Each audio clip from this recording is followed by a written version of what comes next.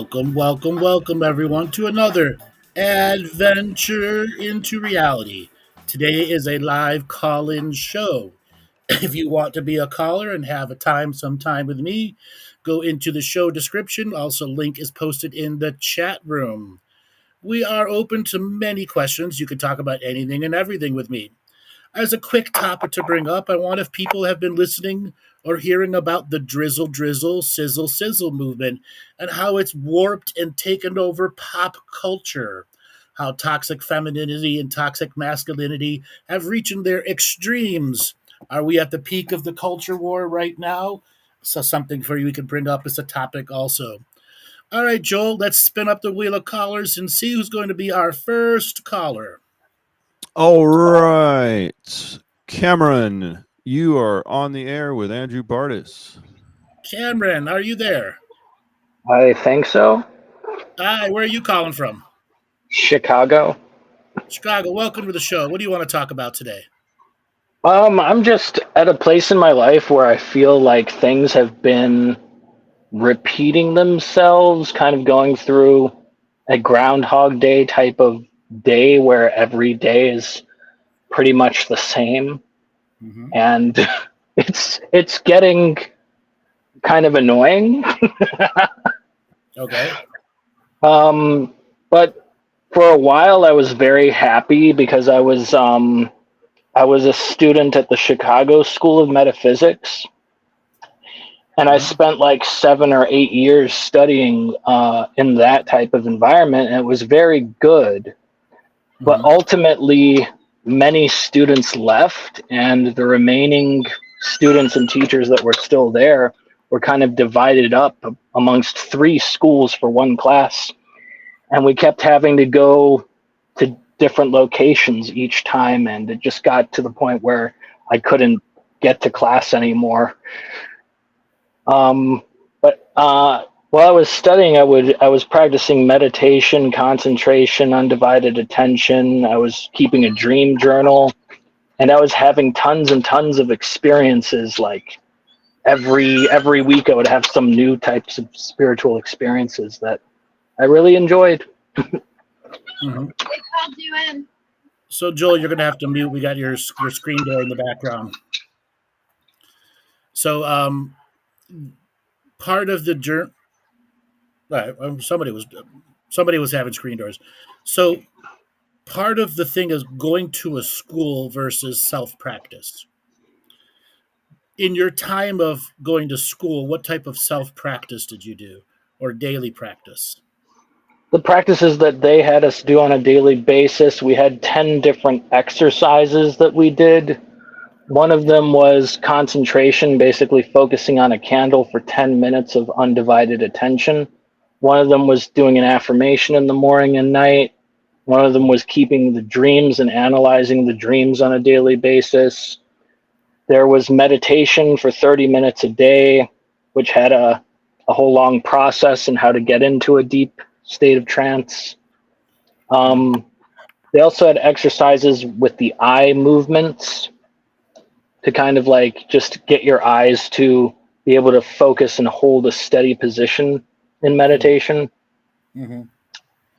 There was also kind of like a giving and receiving thing where every time you would give of your own free will, you would expect and claim a tenfold return for things that were freely given, but you'd never give if you didn't want to give. Mm-hmm. What else did we practice? We practiced there was exercises that came at times during the lessons. One of them was kind of like a mind reading exercise, but it was more like getting onto the same vibration wavelength of a person and kind of like experiencing with them the thought that they were having. And I had some really good experiences with that. I can see that. So when you first went to this metaphysics school, what was your purpose if you were to graduate? What were you going to do with it? When I first went, I really didn't even know that there was a graduation process to it, but there were like 3 levels of graduation. I did graduate from the first level into the second level that they had, which was Very nice. It was they called it keto sedicit. Yeah, That was the name. I know what it is. So you had no intention of turning it into a profession when going into it. Along the way, I picked up several interesting things that I wanted to do with it. One of the ideas I had was I wanted to publish my own book, and I had a name and I wrote some chapters of that book, but I ultimately didn't really follow up with it. And Mhm. some of my notes were stolen from me at work. Okay. What kind of work? What kind of work do you do? Right now, I just work at a restaurant. It's a Korean corn dog place. Okay. How long have you been doing that for? Probably it's coming up on a year now. I've been with this place, but I had another job before that I liked a lot better than this. It was working for the company called Getir. Uh-huh. They were a grocery delivery company that was in the United States. They're out of Turkey, and I really enjoyed that job. And I was at a location that was like 15 minutes away from me. That location ended up closing. I transferred to another location that was like 30 minutes away, and I worked there until the last day. And I even got a severance package from them, which was nice. But I was in Getir from the first day in Chicago till the last day in Chicago. Okay. So have you had any other type of professional jobs other than service? No, not really. Nothing like really professional. Okay. When you were much younger, what did you want to do when you grew up? When I was a child, I really liked the idea of being a veterinarian. That was something that interested me. I read a Mhm. lot of authors that I really liked, and I thought it would be very interesting to be an author. When I was in college, I found anthropology was a very big interest of mine, as well as linguistics. And I've also always liked science, but I didn't know what I would do with a science type Mhm. degree. So I've got something for you here. Um, you have classic failure to launch syndrome. Now, I want you to process those words failure to launch. You test everything, you do this, you do this. I might want to write a book. I thought I was going to write a paper, so on and so forth. I practice everything, but I don't get anything out of it because you don't challenge yourself to go to the next level. And that's where you're at right now. It's to choose the next class to occupy for you for the next 6 months, which will then repeat and repeat and repeat and repeat until you choose to launch yourself with highly motivated energy and the activation of hustle muscles inside of you, which are sorely atrophied in you. Yep, So pick a project. that's my difficulty. I don't know where to begin or what project I would want to focus on. So cry me a river. I'm serious. I don't know. Bullshit. You do. You're still afraid to give it because what if I make the wrong choice is inside you. You have all these Yes. internal voices that are going to be the systems of failure for you. And until you overcome the voices that are your systems of failure, guess what will happen? You'll go nowhere. Yep, it's like being stuck in the mud, really. Like Walking through turn, molasses. turning the wheels, and the wheels just spin, spin, spin, but you don't go anywhere. Sure. That's Well, me. that's called the no plan. Yep. Okay? Time for you to get one on the of plan. one of my interests and one of the collaboration efforts I wanted to do was to work on a type of kind of metaphysical spiritual comic book. Um, my skills are not really in drawing. I really like to write. Um, so I feel like if I was in more of a collaboration effort with my partner, we would be advancing and publishing books, comic books, all sorts of things. Okay. So how are you going to start after that versus any of the other projects? Well, we've started before, but when we started before writing and stuff, we kind of like had some stuff figured out, and then we kind of like just left the project where it was Failed at. to launch. Failed to Yep, launch. Same yep. thing. You're at the exact same. Doesn't matter what project you're going to put in front of you.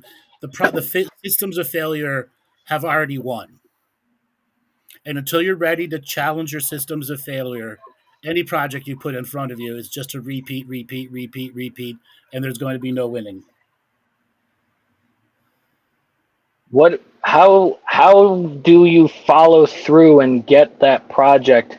I mean, a lot of the times one of the main failures to launch is I think I'm too tired from working. I'm too All a part of the system of failure built inside you.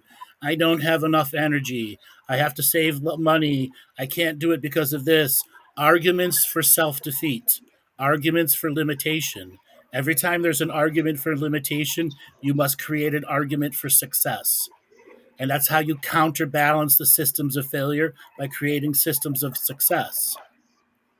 So next time the negative word says, I won't be able to write because of this, or this, you have to have a counter argument ready to go. Or in that moment, realize you're defeating yourself and must create a counter argument to do it. It's all about building forward momentum and then jump starting your creativity to last longer than one log burning on the fire, because that's all you can do is burn one log at a time. And when it's done and in ash, you have to start over. And oftentimes you're burning your own wet wood.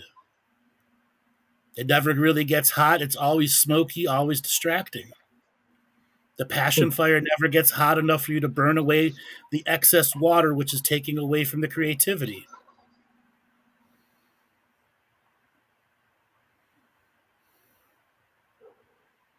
so it's So you're making it's in my making point. a consistent effort. Hold on one second. In my point of view, anything other than challenging yourself and doing the inner work and the next 3 weeks is pointless for you. That's what you should focus on. It's not about the project.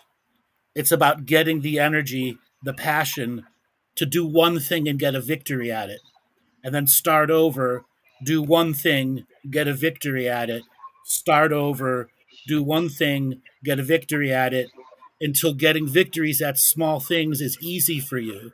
Because right now, victories are challenging for you. Write one page this day, one page that day. Set down a set of reasonable goals and listen to the programs inside you saying no, no, no, no, no. And you have to counter it going, yes, yes, yes, yes. Okay. So I'm going to basically rewrite a inner monologue. Whenever I hear the negativity, I'm going to switch it and say, that's not what I want. What I actually want is to make one goal today happen. Yes, that's called flipping the frequency on yourself. And when you do it enough, you'll start to claw back power to those systems of failure that you empowered long time ago. Think of it as taking, the system of failure has 10,000 units of your energy, and for you to get it down to 5,000 units gotten back and 5,000 units over there is achieving what we call parity. And then when it has 4,999, 4,998, you're starting the downhill victory dance, where projects will be very easy for you to start, but then you have to worry about finishing projects, which is the next set of internal failures that you're going to have. It's the next layer of inner arguments. That's where you start with the little victories first. Because every time you get the little victories, the bigger picture of the war with yourself is going to be going on. Why it doesn't want you to be successful, which is the true fear of success that so many people have, or the fear of the volume of work and the responsibility that's going to come with it. Yes, I believe that I've had a huge amount of failure of success because it's almost like I don't want attention from my work. I just want it to be there. I want to do it. Who created that? I have no idea. I think it was a combination of my parents and my own kind of like, but my parents were always very secretive people. They didn't want people to shine light on them, you know. Okay. So you adapted and adopted some of those things. Hiding yourself. Don't go out in public. Never show your true genius. If you show your true genius, you're going to be targeted. Those are the foundations for the arguments for failure. And if you know those foundational arguments, you can easily craft genius words to flip it around and crush the argument. Okay? What's an example of a genius type of word that would crush the inner monologues? 'Cause So it let's feels like just I've say been programmed like that way. so you've adopted from your parents never stand out. Well, can we Yeah. agree on that? Yes. Well, if I never stand out, I'll never be successful. Okay? Well, the argument for that is never stand out. If I never stand out, how will I prove my value to myself? How will I prove the validation of the work that I've done and studied? How will I find love if nothing but the mediocre pack of everybody else? How will I discover my individual purpose in the world if I have to go as part of the system of controlled beings that are out there? Those are the types of arguments. And then you've got to advance that argument and find out the deeper core of why you adopted not to stand out. What fear in you is there if you're identified? Who would pick on you? Who would beat you up? Who would steal your lunch money? Who wouldn't want to be your friend? And that's what the 6, 7, 8, 9, 10, 11-year-old you had to go through every year of evolution. If I stand out, or if I'm just one of everybody else. You just want to be a sheep in the herd? When I was a kid, I was extremely quiet as a child. I never You were spoke in class. a silent white sheep. Eh? That was me. How do you get a sheep to become a lion? I have no idea. Using the creativity of metaphysics, you are now a were-sheep. Where sheep that was like You transformed. transform the half sheep, half man, terrorizing being. Okay? Okay. Transform himself. Okay? And that's how you get past the arguments for limitations. Okay? So here's a guided meditation for you to create for yourself. Go back to a young age when you were the strongest sheep in the pack of sheep. Okay? You were lord of conformity. Okay? Pull them out and paint that sheep black. Okay? Then tell that sheep, I'm your future self. And because you have become lord of all conforming sheep, now we have to create change. I've now spray painted you black. Every time you go back to the herd, your fur will turn white, but every time I come, your fur is going to turn black. Or it can turn blue, it can turn green, it can turn any choice that you want. Let's be creative. Engage with me the creative journey of coloring fur.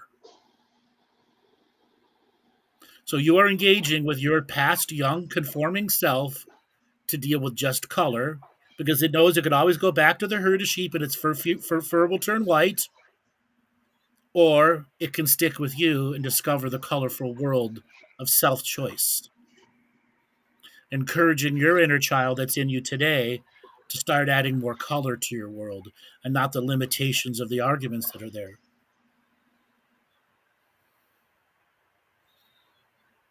Okay, so I'm going to create this kind of meditation to focus on. Yes, to bring focus that your inner child, you're contacting your inner child, the most conforming part of you, the part of you that does that learned young to not stand out. Because by targeting that, you can create changes within it. You can get it to play with you. You can get its innocence to come out. You can get its individuality to come out, which thus it'll come out in you. I've felt that child is there, but that child doesn't. It is still that scared, afraid part of me, and Sure. for a What's he long afraid time of? I have no idea.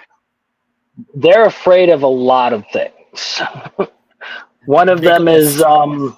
yeah. Okay? There's a lot of them. Make a list. And for everything that you're afraid of, you create the counter argument to not be afraid of it. And teach the inner child through that list. You don't have to be afraid of this. You don't have to be afraid of the dark. The dark is just when the lights go out. You still can hear, you can still smell, you can still feel. Okay? There are no demons or ghosts coming to get you. I'm there to protect you.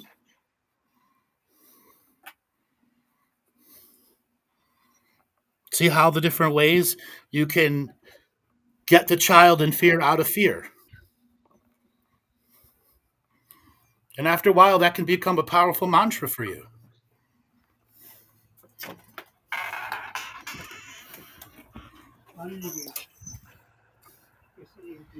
Shh.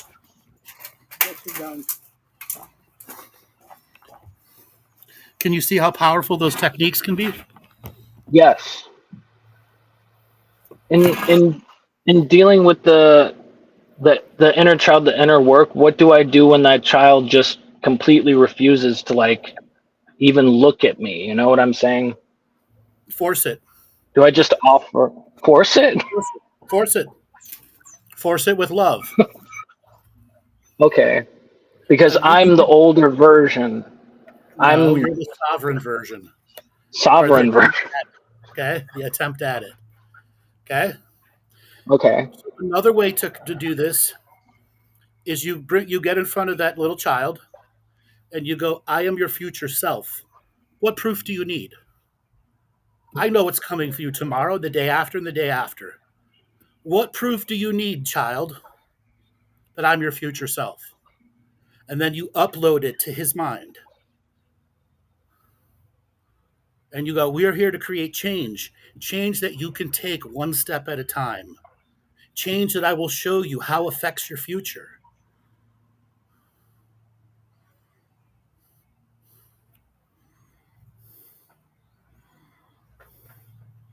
So that you may follow your grander purpose in life, which is to discover the genius within you, and then let that genius take on projects that will impact other people in this world and have long-reaching effects for the genius of creativity that you've made.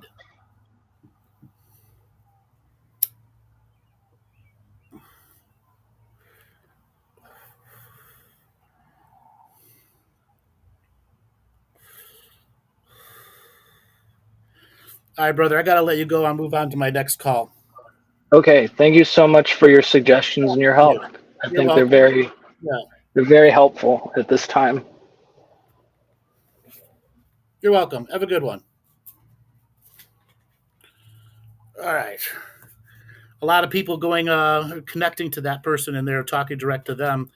You must be willing to argue for your success and not argue for your limitations. You got to discover when you're arguing for your limitations and go, no, I can't do that anymore. If you allow the inner monologue to take over and take over and take over, you'll never find your areas of success.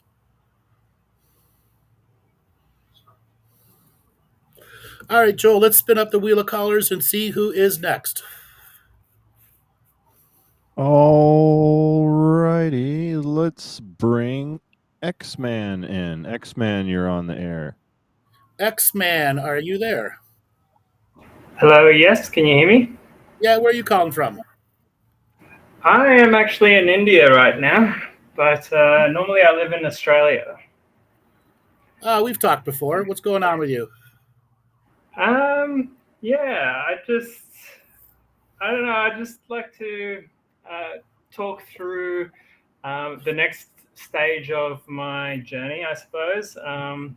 So what are you doing? What are you doing in India? Well, at the moment, like this is my third time in India. I'm actually just kind of relaxing this time and like sort of settling down and enjoying the sort of um, slower paced lifestyle.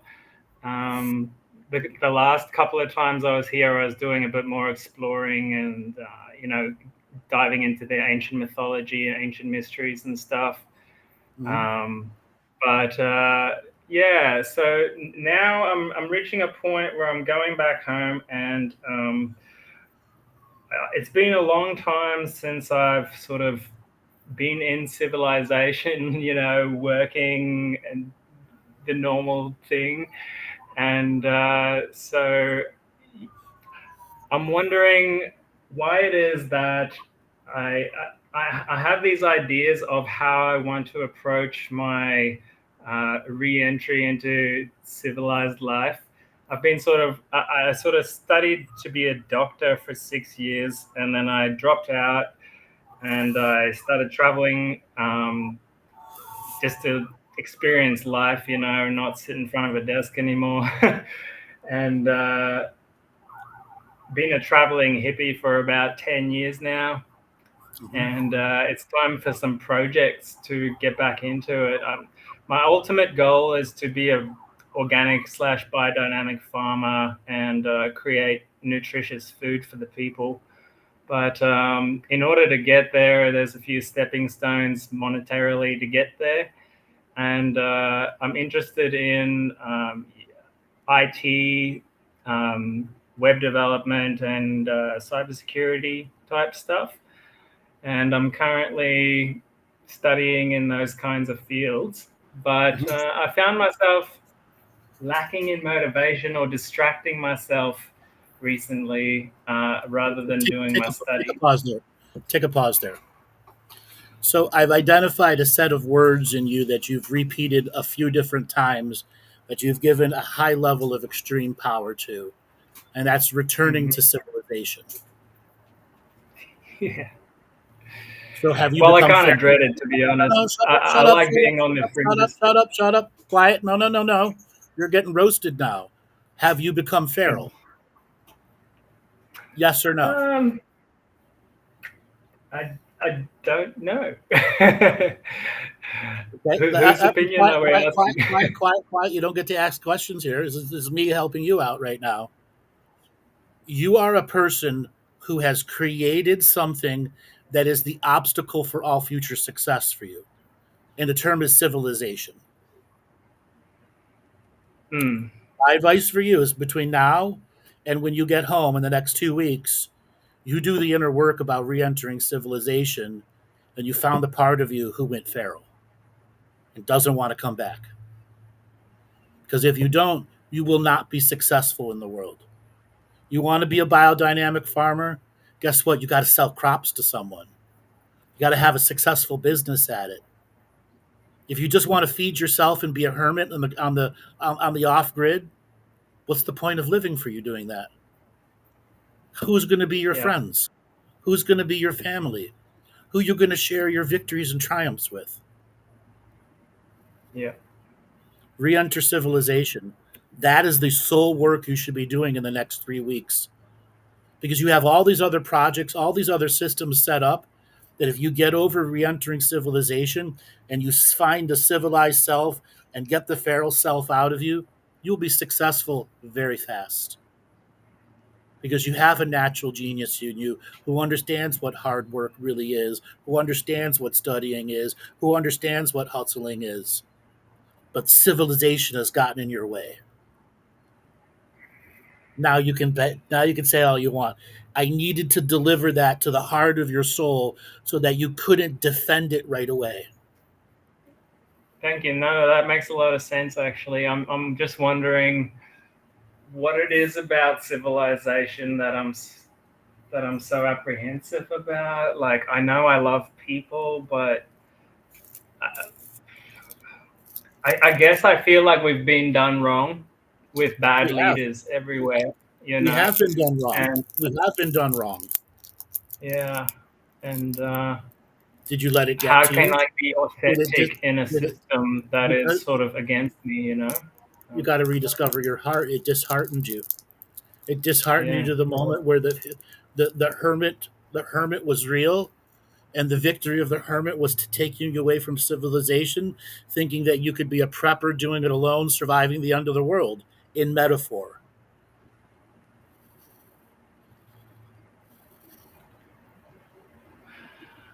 I always wanted to, yeah, um, you know, help, give back to the people, as well. So You can, but giving back to the people is civilization. yeah, Now, for sure. another way for you to get to identify the part of you, that's the hermit, the one that likes to be alone all the time, the one that Yeah, dislikes all the time. yep. I tend to do that too much to the extreme. And why does it become extremes in you? Because It's you my become comfort zone, I suppose. you became feral. Let's be blunt. You became feral. You became wild. Mm, Civilization is not a match for you. Therefore, you're going to go find it somewhere else outside of civilization. You're going to find your 2 acres, and you're going to grow your crops, and you're going to feed yourself and wait to the end of the world. That's what that aspect in you is controlling you through. Never being successful, never following through with your education or your projects. yes. So how do I combat that, Alex, do you think? Or Similar how to the do last, I... similar to the last caller, you have to identify the arguments for the limitation, the arguments to be a hermit. Mm-hmm. What does your inner dialogue saying about being alone? What does your inner dialogue do to confirm to you that people are shitty? What does your inner dialogue tell you about how bad the global world is? You have to have counter frequency flips to that. The world is not that bad. Yeah, I've made it that yeah, bad. yeah. And every time that counter voice comes up, you must counter the counter voice. And that's part of the grand inner work that's going to be going on in you as you're going to unroot the feral part of yourself and take your citizenship back. I can do that. Yeah. I've been working on those sorts of questions in other areas, but you've pointed out a good thing to work on here. So thank you. I As I appreciate that. said, the next 3 weeks should be about that and that alone. Yeah. Well, Tell I'll you why the next. definitely. Hold on, let me tell you why the next 3 weeks that are important. Is this the lead up to the balance of the the solstice energy, the high levels of sunlight coming in? The part of you that has gone feral is limiting your light, and the light that you can absorb and the light that you can create. It's a dimmer Mm-hmm. in you. And if in the next 3 weeks you are able to even take 25% of your power back from the feral part of you and the hermit part of you, and accept that civilization has good in it, and that the projects you have need to be part of civilization, you will notice that the lead up to the summer solstice, the 17th to the 23rd, great bouts of success for business, for personal growth will be there for you. You have a unique solar cycle coming. And it's one of the reasons you went to visit India. You had to change the inner cycles that were in you. And a return to an ancestral land helped create that. But it also reinforced some of the civilization, the nasty globalist civilization parts. I'm sure you saw stuff in India that pissed you off. Uh, you know, I, I I get less and less pissed off all the time. Let's put it that way. No, you're becoming numb. But I had my challenges. I had my challenges for sure.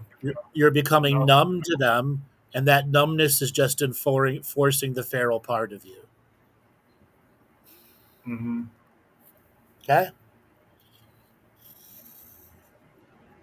One other interesting aspect is that's it didn't come first. Like I sort of um, you know went feral first, but then in the bush one day I caught these like mites on my skin, Yep. and it's been a challenge getting rid of them. And Uh-huh. Did you ever go to to the the point doctor? where I can't wear shoes or anything like that. So Have you gone to the doctor? yeah, Have you I gone will to do it here. The Australian doctors won't look at it. To be honest, it's not part of their paradigm. But what? You having I'll mites in your go to body? a dermatologist here in India, and I feel like they'll be more willing to help. That's your feral side talking still. Because you don't trust Western medicine enough in any way, shape, or form that they can help you. Yeah, well, I've seen the limitations since I've been on the other side of it, you know. Sure, reinforcing that belief that the Western world is evil and you're going to leave it. No, Do you not realize how necessarily evil. It's just I've been through the system, you know. sure, They just keep sending me around in circles, and didn't get any because you solutions didn't there. stand up for yourself, because you didn't believe in Western medicine. On your third turnaround, whatever you're doing isn't done. I need to see a specialist for this. You didn't enforce any of that, or didn't enforce it strong enough that anything was actually done, because you Well, still don't like I trust said, Western.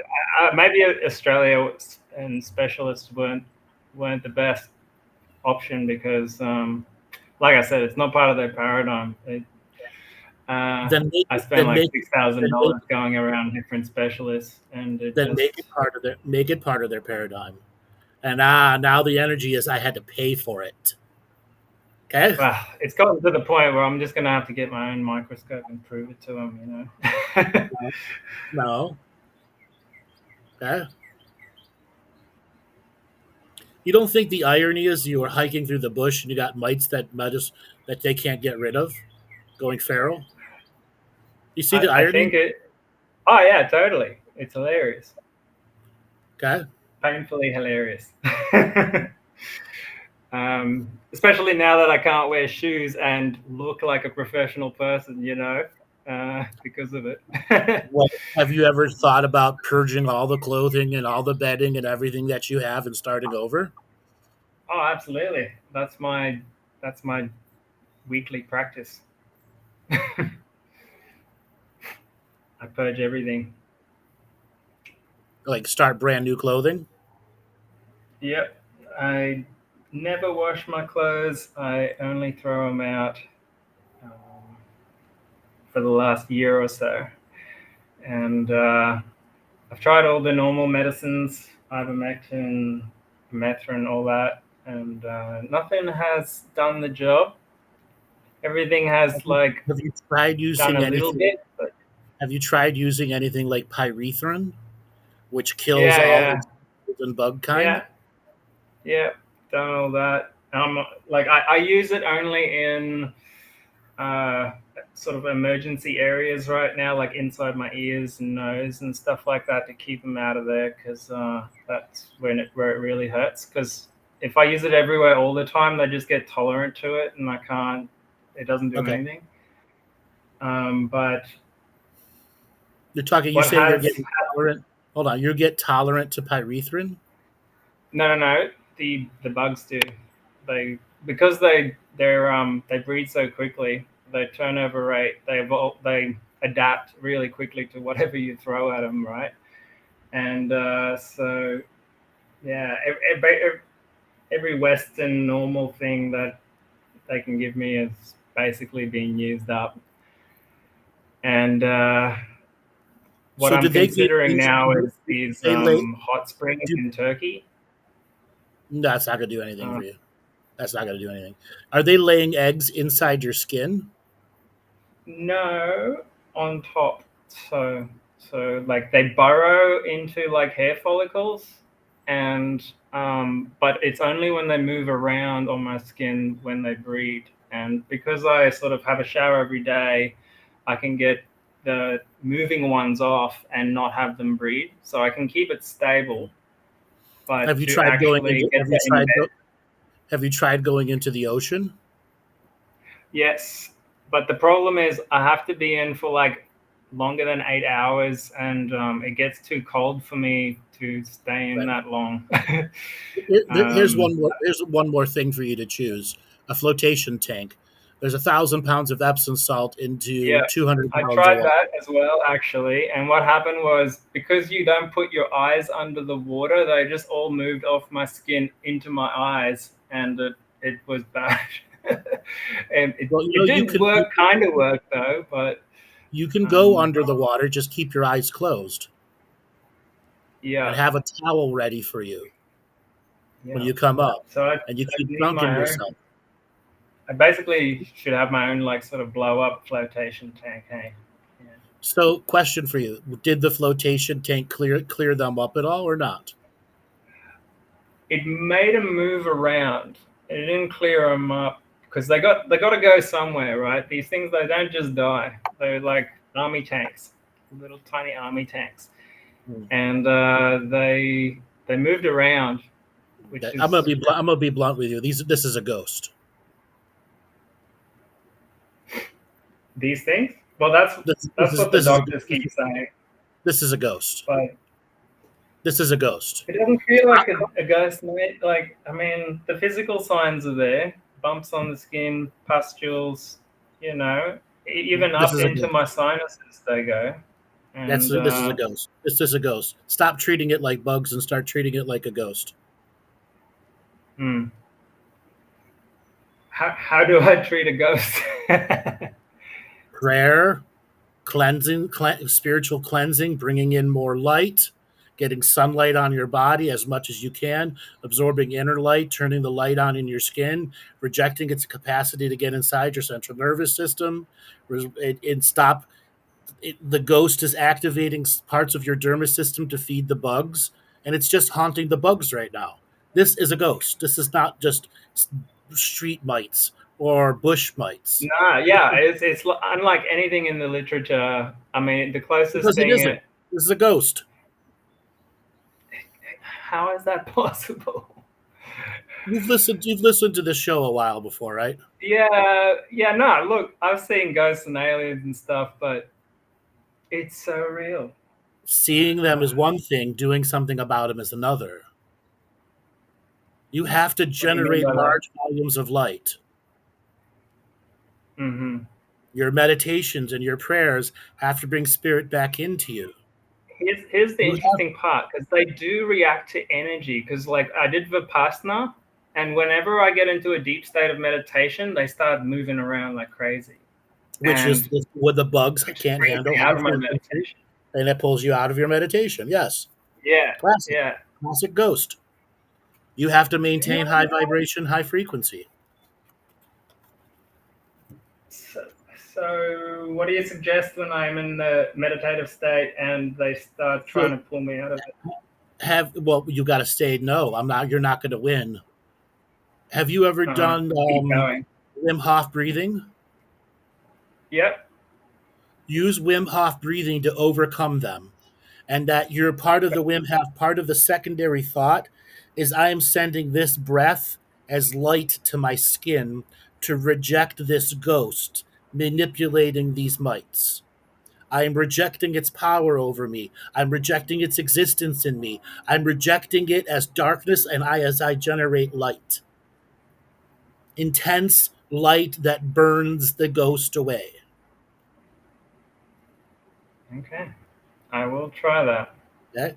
And if you go deep into the Wim Hof, you can overcome any itch whatsoever and convert it into relaxation, to intense light. Just as your Johnny Storm in the mutant that can create fire around his skin. You need to amplify the aura. This ghost has created holes in your aura all over. Okay. Well, it's actually interesting because my old partner also had the same thing, and she got over it through mental activity like that. She claims. So I'll give it a try. She defeated the ghost. Yeah. Defeated the ghost. I just think she was. Stop seeing it as a mite. See it as a ghost. All the ghost is doing is using the mites as puppets to give you a grander distraction from the truth that it's a ghost. Yes. If you focus that it's a ghost, I feel like that's true. Yeah. You will have far better success at defeating it. Okay. I'll give it a try. Any recommendations for clearing such things out of your system, like out of your energy system? It's sovereign. It's the sovereign expression. So how many ways can you iterate? I am a sovereign being through regenerative prayer for the body. Mhm. I am sovereign, therefore I am light. I choose to bring light into my body. I am the sovereign being of the now. And then the next iteration and the next iteration and the next iteration until you get those powerful set of words that go beyond placebo and activate faith. Okay. Combined with Wim Hof breathing, directing that prayer energy, that mantra, repetitive word energy to be a part of your physical reality, to empower the dermis to become light and reject the darkness draining your life force. Mhm. I have a friend that does energy healing that's been telling me this for a while now. Do you recommend working with others in that kind of capacity, or should I rather focus on myself doing this? Who would you have help you, and what type of work would they do? I, I don't know what he calls it, to be honest. It's some type of what was the guy's name? I couldn't tell you right now off the top of my head what the modality is that he uses, but it's an old friend of mine, and he does this. He's learned from this like Russian energy healer guy, and he Does he claims do it? he's Does he do it professionally, or is he just a hobbyist? yeah, he does it professionally. Like usually it's too pricey for me. I don't really believe in that stuff as as much as he does. But Well, I why think don't you I'll just start with my start with the Wim Hof, yeah, generating yeah. light. Another thing you can do is get into the sunlight with your eyes closed and absorb light through your eyes into your third eye. Have your third eye absorb light from the sun, illuminating light inside your brain, and then add that light to the rest of the body. So it starts the light that's going through the two closed eyes into the third eye is acting like a filter to fill the entire body up with light. And then combine Okay. that with your Wim Hof breathing to take that light. Every breath you're taking in, more light's coming in through the eyes too, filling up every aspect of the brain with so much light until that starts going down the spinal column into the lungs and into the arms, and then ultimately through the entire body until the entire inner core body and including the intestinal tract is fully light, and then spread it to the skin and outer aura until you are a sphere of light 6 feet wide, rejecting anything that's trying to drain life force from you. I will do that. I used to do the sun gazing practice in the morning, so I'll get back into it. Thanks very Uh, much, Alex. you're welcome. You can beat this. Don't think of it as might, see it as a ghost, you'll beat it. Thanks. I appreciate that. I needed to hear it from you, so thanks. And get back to civilization. I'm on my way. I'm on my way. Take it easy. I got to move on to my next caller. Thank you. Have a good one. Good one. All right, Joel, let's spin up the wheel of callers and see who is next. Alrighty, we got a full room, people. So just wait a moment, and you should be able to get in. Let's bring on Chris. How you doing? You're with on the air with Andrew Bartzis. Hey, Chris, Hello. how you doing? I'm doing okay. How are you? Good. Where are you calling from? I'm calling from Oklahoma City. Welcome to the show. What do you want to talk about today? Well, some of the things that you were talking about with the previous people has really helped a lot. And I wasn't sure if I was going to really need to talk, but I've been needing to talk to somebody for a while.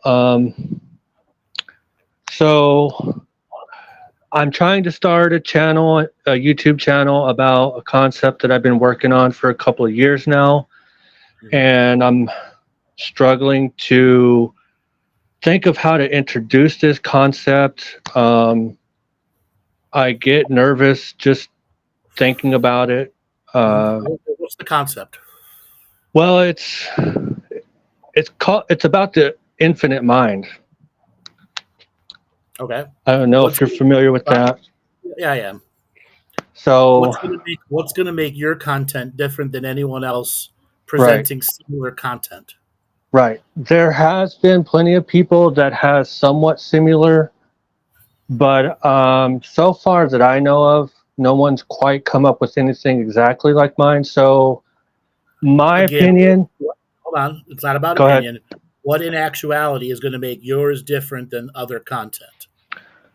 Okay, so obviously it's about infinity. So this concept is meant to take us from the third density perspective, which can be limiting to people who have unbalanced ego, to begin practicing seeing infinity. And I've heard so many people saying it's impossible for us to see infinity. No, But it's very easy. You got to get out of your own way and have an adjusted value of faith that's gone through its own self internal validation parts of the grander journey of recognizing oneness. right. So what I'm attempting to do is give a very direct connection to the idea of infinity. Okay. This, Hold on one second. go First thing ahead. first, you can impart wisdom to somebody who doesn't have the experience, which is where your hardest part of starting a channel is. So you have to see yourself as a teacher, Yeah. teaching the journey that gets them out of ego, or at least begins to battle ego. I talk about it in my shows all the time for 10 plus years, getting out of your own way. It would be better as a book than it would be as a YouTube channel. It would be better as a workbook than it would be as a YouTube channel. It would be better as a digital product than it would be as a YouTube channel. So YouTube is not the model for that. That's the first thing to understand. The second part is you've put YouTube as your only model. You can create a website for less than $300, and it doesn't need to do anything more than be able to capture an email and put up a digital product that can be linked to PayPal that anybody in the world can do. The rest is your verbal content on digital document in teacher format. You see the model as that, complete the book and the teacher model, which is the digital product that goes with the book. And from there, you go on other people's shows and present what you're presenting and build your audience that way. Become speaker on a stage. Have you? I've shared this concept just briefly on a podcast, and people seem to be interested in it to the degree that I was able to explain it. And I stuck, and once I told people about my channel, I got 100 and something subscribers, and as soon as they seen the videos that I had, I started losing subscribers. But that's because YouTube they were, will not advance you and your content because YouTube is not the model for your content. well, I was kind of, go Let me ahead, finish. sorry. I've been stuck at the subscribers I have because YouTube has throttled and limited and shadow banned this channel, along with thousands of other channels that present this material. I've stuck with YouTube for 10 years and got to the point where I can't grow anymore. They've demonetized my channel completely, yet they're still advertising on my channel. YouTube Yeah. is nothing for me, is nothing more than a way to keep the audience informed with the content that I'm putting out for free. In what you're doing, you can't put everything out for free. There has to be a paid process for you. Otherwise, you're going to burn yourself out and have nothing in return for the content. Yeah. And I will say this, people need these infinite teachings, and they need 1,000 teachers teaching it 1,000 different ways because only a handful of people will actually follow through and do. Here's a Yeah. standard number for anybody that's in this industry. If you put a product out there and 100 people buy it, 90 will never open the product. 10 will open the product, 3 might finish it. As a teacher, you have to take those words in deep. Deep, deep, deep, deep. If only 3 finish the content out of every 100, Yeah. 90 never open it. And that's Yeah. not me. That's everybody in this industry. No matter what you put out, the vast majority of people buy it out of vanity. But Yeah. those 3 people become your super fans. Then the next product you put out, same thing, the next 3 and the next 3 and the next 3. And you build up yourself as a speaker, not as a content creator. As a content creator, you must follow YouTube's rules, which is 4 to 6 videos per week, if not 10, at short levels that never allow you to explain the content. Well, the one thing I forgot to mention is that this is a visual meditation. Sure, Also. something that people have to practice on their own, and that Yeah. you have to have editing skills to put together the visual processes with it, and then or pay somebody to do it for you, which costs money. It's not cheap to get good edited videos, and having a video editor who understands your content, let alone can do something with it. Yeah. I've been working on this. See, the idea of infinity came to me as a young child, but then I only had limited awareness, and then I wasn't feeling well at one point, and then somebody gave me some black seed oil. I don't know if you're familiar with that, Yeah. but it really seemed to activate something in me, and then all these pieces started just coming together, and now I'm just flooded with concepts, and I've been putting them all together, and it has been exhausting, but at the same time I'm getting to the point where I can articulate it so well in my own mind, but you're not articulating it on paper. Paper I can do because I've been writing stuff, but I haven't put a book together. You still haven't put it together as one document. Well, yeah, pretty much. That's what you should focus on. Because you've already been exposed to infinity as a young child, I also was exposed to infinity as a young child, which means I had a predisposition to understand it. It's like a child learning 2 languages when they're young. They learn to think into 2 different points of view.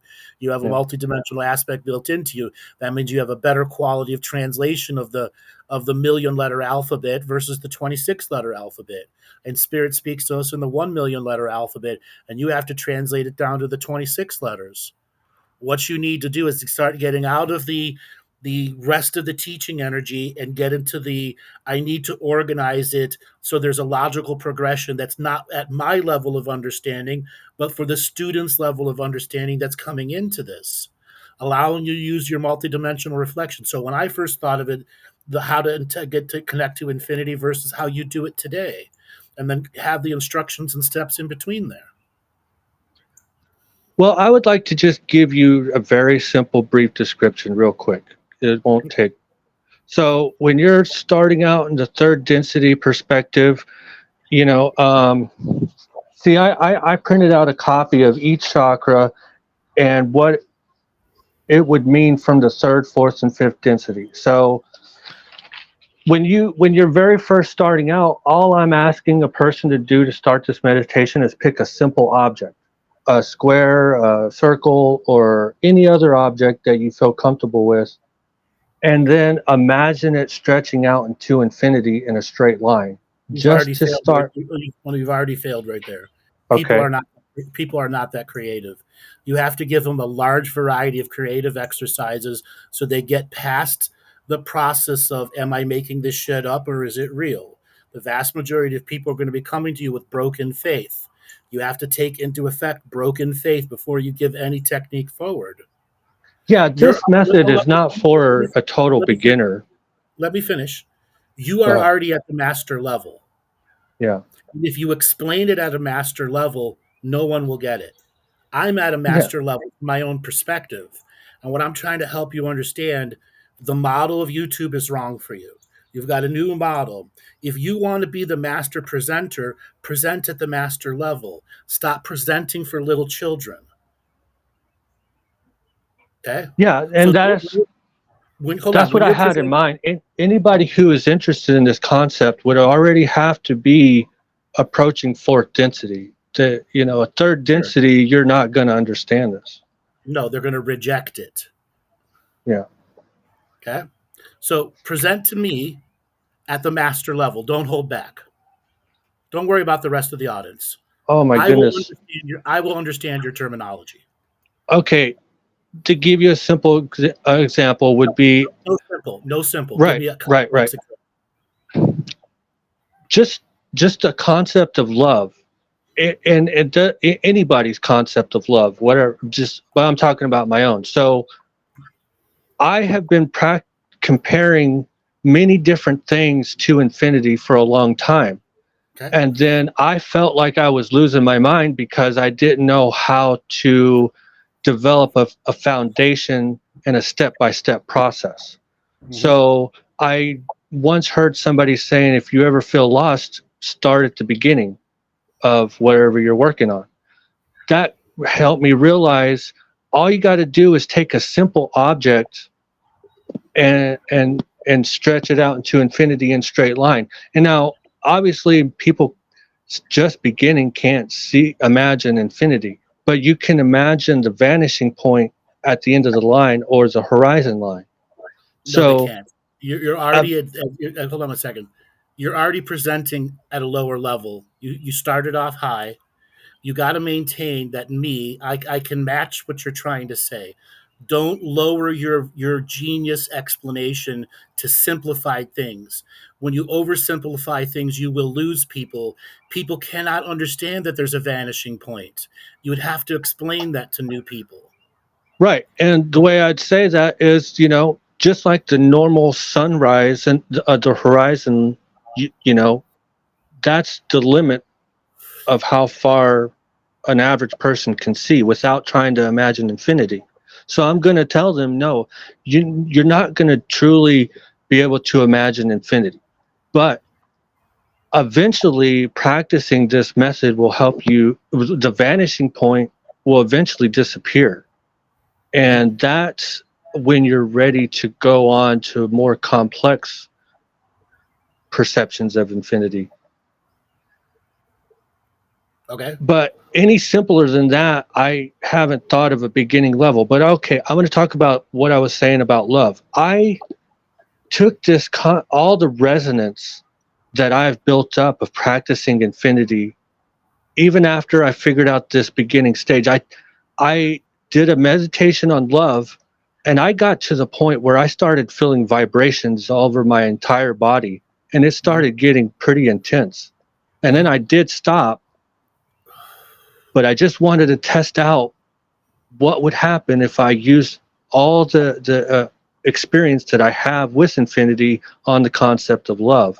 And it was pretty intense. You reach what's called the state of bliss, and from the state of bliss, you experience the many forms of oneness, and then from the many forms of oneness, you go into the sea of universal consciousness, and from the sea of universal consciousness, you become part of the ocean of awareness, and the ocean of awareness has awareness of all the different source selves inside yourself, past, present, and future, making you ancient present now.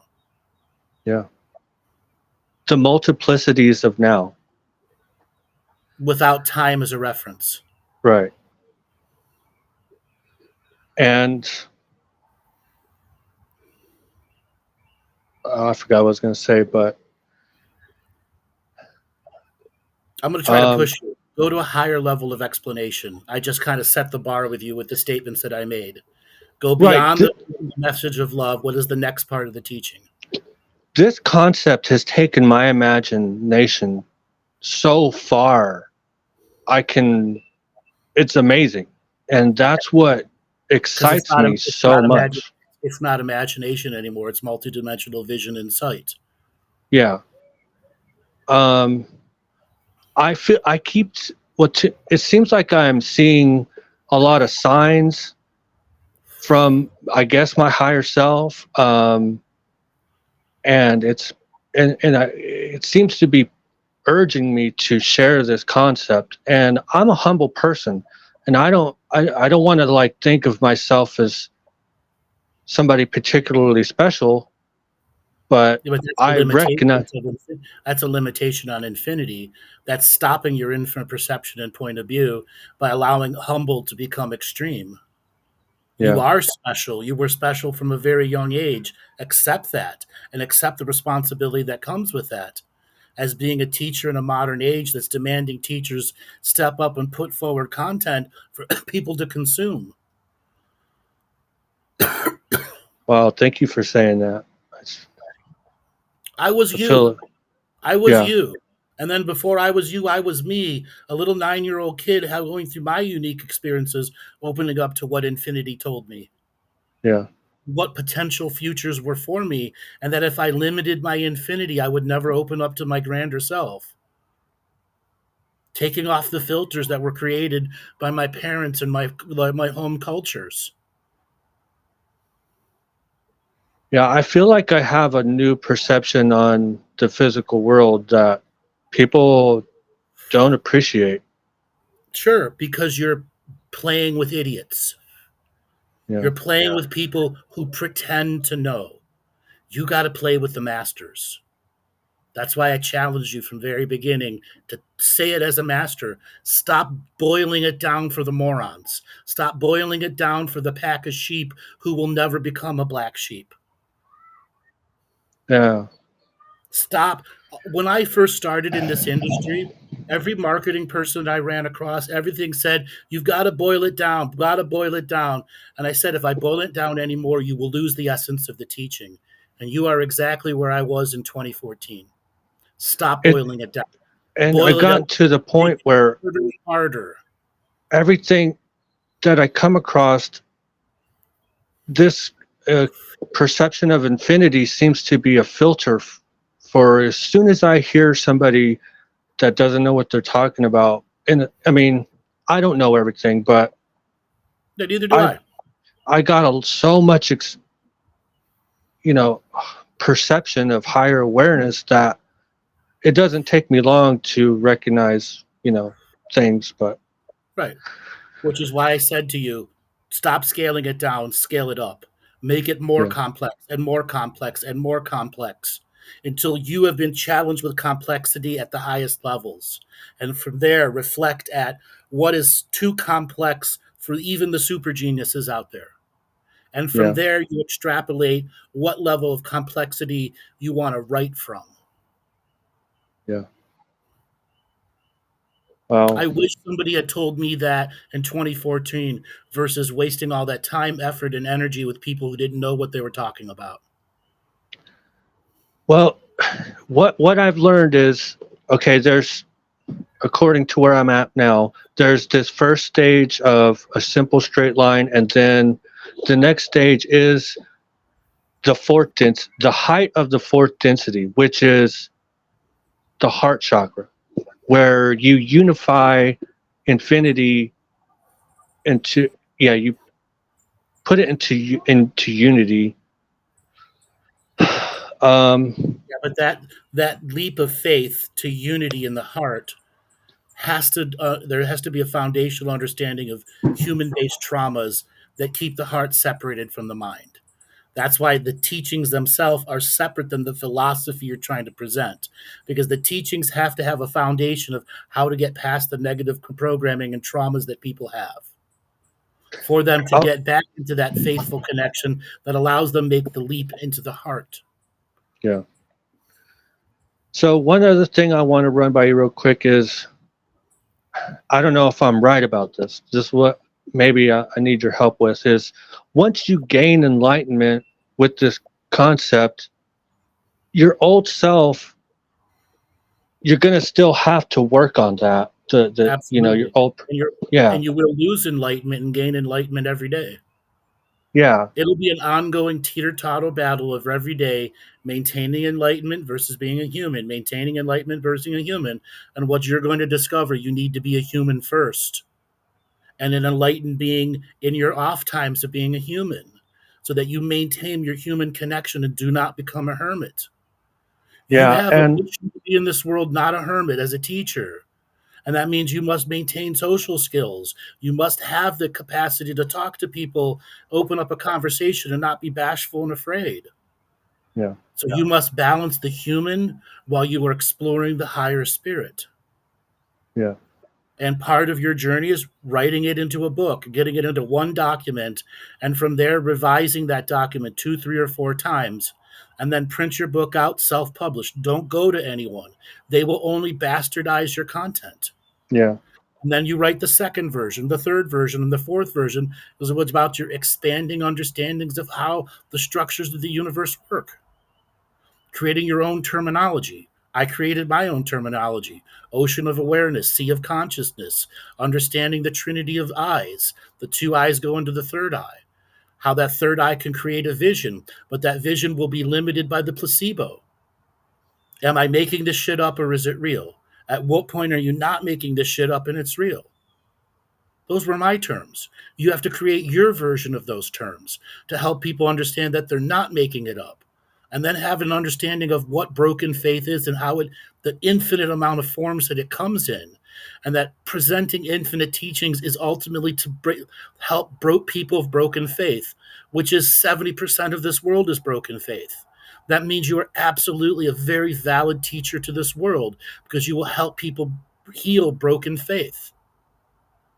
And I commend you. It's a tough journey ahead of you, but you were born to do it. Never forget I think those I words. was. Do it. And I've been trying to teach people for many, many years, but I wasn't nearly as experienced as I am now.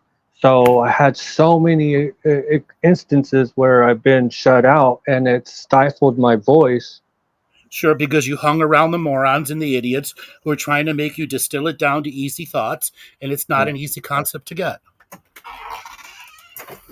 So this is the first time I've heard of your show. Have you heard of Aaron Apke?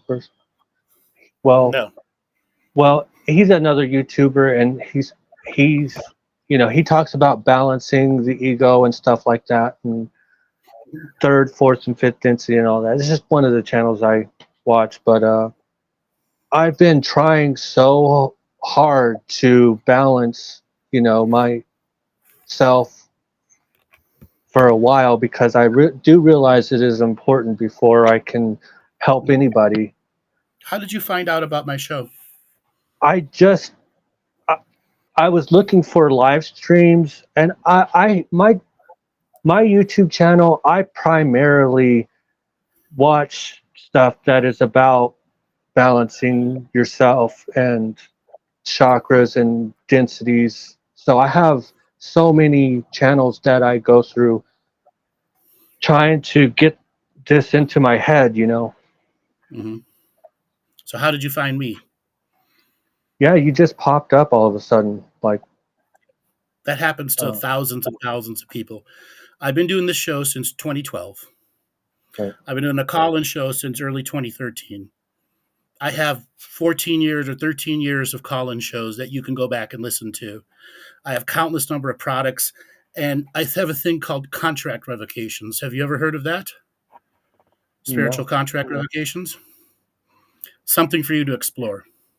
Yeah. It is a way to develop a prayer system for yourself. Part of what you're going to understand infinity, you must be able to sing to infinity and like infinity sing back to you. And the journey to learning singing to infinity and having infinity sing back to you is that your voice is heard through prayer. Prayer comes in many forms. We start by taking power back that we've given away to the system, to the world, to others. Breaking contracts, vows, and agreements with the trailer trash soul family who will never let us advance. So they're no longer exchanging energies with us. So they were a sovereign individual being who can maintain life force and move forward in the world with our grander purpose. Yeah. Okay. It'd be a good idea for you to check out my website and look at the contract revocations that I have. I have some very advanced understandings of infinity similar to you, and I've been presenting it for years. And I welcome you to this community of presenting infinity because we need more people like you who are trying at the master level. And remember, stop dumbing your material down. At the state you're in, let go of starting a YouTube channel. It will never be successful the way you want. Create a website, create a book, create a product, and go on other shows. That's your model moving forward. Well, I appreciate you talking to me about this. You're welcome, brother. I have faith in you. And I know from infinity we've met each other before, and it's why YouTube algorithm put me in front of you. Okay? Yeah. Thank you. You're welcome. Thanks a lot for calling in. I got to move on to the next caller. Have a good day. All right, have a good one. All right, Joe, let's spin up the wheel of callers and see who's next. All right, spinning the wheel of callers. Michelle Anderson, you're live on the air with Andrew Bartzis. Michelle, are you there? Hi. Hi, where are you calling from? From the Bay Area, California. Welcome to the show. What do you want to talk about today? Hi. There's a couple of things. So I was referred to you by Nicole Frolic. I just did one of her retreats in Breckenridge, and it was amazing. It was a great time, and I learned a lot. So I want to get into the fun thing first, and then the thing next. Okay. Okay. So a few years ago, I was in my living room with my husband and my kids, and there was a bright blue, beautiful flash that appeared. It was nighttime, and all the curtains were closed, so it was dark in the house. And I was just so it was really bright and beautiful. And when it started to dissipate, because it happened in like a millisecond, it was really fast. Like I try to remember to like analyze it as it was happening so I could remember. And the colors went from like a bright, beautiful blue to like a like turquoise lavender as it dissipated. So and my husband had that experience when he had to go away at work, and he had it in his hotel room by himself. So he called me, he was like, hey, what happened to you again? And I was like, no, but you're lucky. So Okay, so that was an ancestral fairy spirit visiting you and your husband, changing the frequency of energy around you, changing the types of potentials that were between you as a married couple and how the bigger world was going to be interacting with you. It wasn't taking something negative and turning it to a positive. It was adding to the many infinite choices that were moving ahead of you, where something wasn't a part of that before was a new part. Okay. Interesting. So it's an ancestral fairy spirit. Cool. Probably bringing new connections of people, potentials, and places for you. Potentially pregnancies too. Okay. And so yeah, I grew up in SoCal, and I've been having a really hard time here in NorCal, just like connecting with people. And so like I just feel like uncomfortable in my skin here, you can say. And so this leads me to the other thing. So I've been scratching my head, the back of my the back of my scalp, the whole entire occipital region of my head since I was 12, and I'm 40 now. And I have a difficult time expressing my feelings and understanding what I'm feeling. And I usually feel foggy, almost like I feel so strongly that I end up feeling numb. And like, I feel misunderstood, unseen, unheard. I don't know like how to like express myself. Like I get stuck trying to like get the I understand that. So you said this started when you were very young, like 12 years old? Yeah. Would you say that it coincided with starting your period? No, I don't know. I got my period when I was 13. So no, it was more like because I had a single parent, and she was like super controlling and like strict. And then I was also like sexually abused by my dad when I was little.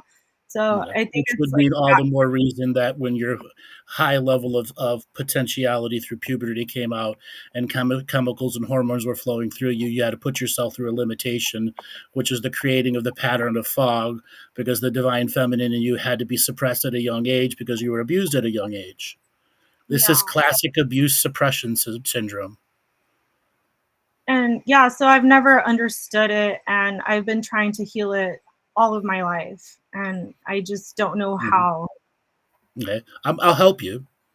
Okay. First thing first is you have to understand the abuse that you went through was the shutting down of the highly genius, intelligent you coming out in full potential.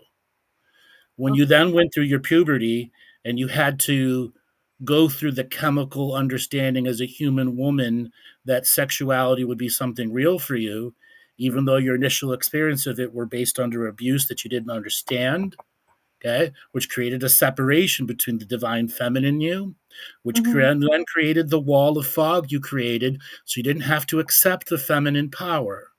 Then, as you grew from your young to a teenager and actually began to experience real sexuality, how did life change for you then? So, when Well, you were a teenager into your 20s, what was your yeah. sexuality like? Well, I feel like I always gave my power. Like, I didn't want to have sex with my first boyfriend, but I did like other things, but I didn't want to, and that's how I went in high school. But I lost my virginity when I was like 20, but even that was like I No, was kind of you were sexually abused at a young age, and you lost your virginity at a young age. well, it was between my dad sexually abused me between the time that I was born until I was 3 years old. Yes, I understand that. That means you haven't been a virgin since you were 3 or 1, whatever you want to call it. That is a truth you have to accept. It's part Yeah. of the grander healing of you. And just to let you know this part, I between the ages of 10 and 38, I used to scratch my genital area every Very day in common. public grade. But I Very, healed it. very common. I Yeah. healed it. So I don't so I know I can do my head now. And I did and it's funny because you were talking with the last couple callers about YouTube and then like the scratching of the skin. So it's like funny, but I did make a YouTube channel and I talked about my healing journey with all of this, and that's how I was able to heal my genital scratching. But just my head scratching has been the most Okay. difficult. So what is going on is the actual abuse energy from a young age is still stuck in your physical body. And then your physical body went through toddlerhood, adult, and then into a teenager, into adulthood, and the energy's never gotten out. Part of the journey of healing any sexual abuse is getting the stored actual abuse energy out of the body. Because you were at such a young age and there wasn't a developed mind, there weren't developed neural pathways, things turned out different for your neural development. Are you familiar with the healing technique called Rolfing? No. So where are you in Northern Cal? In Concord. Okay, there are plenty of places. So just open your search engine up real quick, type in ROLFING near me. And tell me what you see. ROLFING.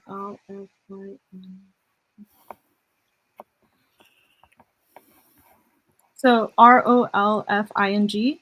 Yeah, near me.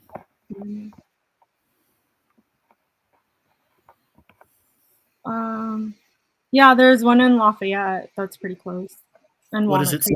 Creek. What does it say for them? Rolfing structural Integration. Yes, that's the right word. So what they do is structural integration, neural manipulation, and a number of other techniques to get the electrical signals of the original abuse out of your body. Now, this is not one session and done. You're going to have to do what's called a 10 series with them. And I'm going to be absolutely blunt. It will be the most painful deep tissue massage you have ever had. And when I mean painful, I mean painful. You will have to stick with it. Once you get past the pain, it will turn into pure bliss of get it the fuck out. Okay. Okay? Rolfing people have specialized in dealing with people that have early childhood trauma. That's why they do structural integration and neural manipulation, which is to get the neural system that at a very young age was abused and to get that shit purged out of it so it can grow into the adulthood that you are today. By doing this 10 series, and you may need a little bit more than a 10 series, it all depends on how much you're ready to integrate, you will notice a rapid change in how your body reacts to stress, to everything else that's out there. Okay? You're going to notice when they go to touch your chest, your sternum, it'll be the most painful thing, even though they're barely touching you. They'll be working on your feet, your toes, your ankles, your abs, your tailbone, the back of your neck, and then they'll reset your occiput. when people are 1, 2, and 3 and are sexually abused, the occiput becomes highly mobile instead of firm and stable. And what that means is energy waves build up in the back of your head and your motor cortex takes over, which puts you in constant adrenal gland activation.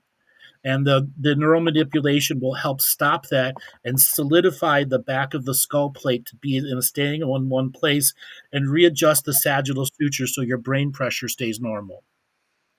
Okay. Yeah, because I can never relax. I'm always on guard, Yes. and Because my your body, adrenal glands are forever turned on. Right. yeah, like my Okay. body's tight. Okay. Everything is sore all the time. Okay. So dedicate yourself to a 10 series with Rolfing. And when you meet the person, tell them, I was abused at a young age. I want it out of me. Help me get this out. Help me integrate this new form of me into myself. Okay? Okay. Be Yeah, open. and no, I feel like I'm very open. I know, I mean, when you're dealing with a yeah, new person that's going to be doing body work on you. yeah, Okay? no, sure. And And then do you the hold on one second. The days, like, you'll go to do Rolfing, and the day think, after will get more painful, and the day after will get more painful. Okay? hmm Here okay, is where you're going to understand you have a very developed high pain body because of the abuse at a young age. And part of what Rolfing does is the structural integration is puts the fascia and the muscles back to the right position without over electrical stimulus. And it's okay, going to feel like you should be doing this, and that energy is going to start to fade. So have some way of doing pain relief that's not going to be using pain pills. Okay. You can use Advil, you can Aleve, you can use, basic over the counter stuff, or start going and doing flotation tanks. The okay. biggest bang for your healing dollar going forward is Rolfing and flotation tanks. Okay. The flotation tank burned my head too much. I couldn't do it. Yeah. Okay. So you're just over scratching it. So what you Yeah, can do is you can put Vaseline on the back of your head wherever you're scratching it. Yeah, I know it gets yeah, in your hair and it's terrible to get out, but that yeah. can stop that. Yeah, I would do that. I would also do the swim cap and tape, but it would still seep in. So it was like misery in there. Okay. And I could never have a good You can experience. never get under. All right, that's fine. Well, do you have access to a jacuzzi or a hot tub? My bathtub. No, you need something where you can really like open up and stretch out and be in larger volumes of water so that the post rolfing you get the excess fluids moving. I see. Okay. Okay, And you got to get the and swell reduction going. so with doing that, I could see people's auras when I was little. Do you think it'll open up my psychic abilities up again? I will say Once this: by the time you go through your 7th or 8th rolfing session, assuming you've gotten over the sternum energy of letting love back in, even though you may think you let love in, post rolfing you'll realize how much you've limited yourself on letting love in of others. yeah. It's natural part of the shutdown. That energy will begin to open up, but it'll open up at unpredictable times. You may be on the freeway and all of a sudden all the red tail lights start to glow brighter than they were before, and they might have emotional energies behind them, which could overwhelm you. Hmm. Just be prepared for unprepared things popping up, and for you to have a prepared energy of, this is me opening up. It's okay. I'm not afraid of it. As a Okay. young child, I was afraid and shut down. Whatever random thing is happening to me now, I greet it with bliss and joy. Thank you for coming. I am now healing. Yeah. Greet it like that. And as you go through the rest of the 10 series and possibly doing some more, it will open up to you. And it'll be a gradual process. As you learn to let more love in, it will activate your psychic skills based off of the amount of love you let in beyond your previous limited self. Like your limited self only allowed 15% of love coming to you in.